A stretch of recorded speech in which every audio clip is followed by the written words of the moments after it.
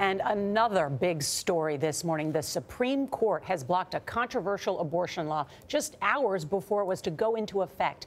It was a 5-4 vote last night that temporarily blocked the Louisiana law that critics say would force 2 of the state's 3 abortion clinics to close. Jan Crawford is at the Supreme Court with how this order unfolded. Jan, it's always great to have you on a morning like this on such an important case. Tell us how it went down.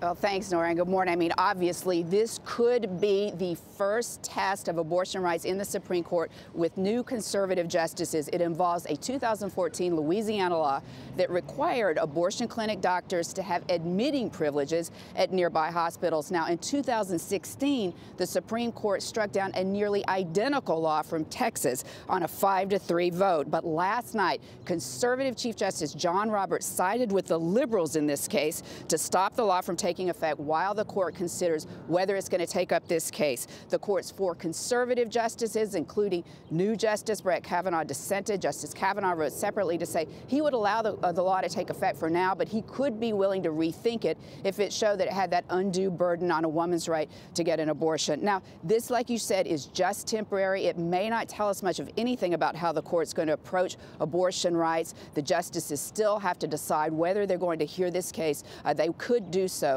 next fall. John? Jan, thank you so much for breaking it down for us.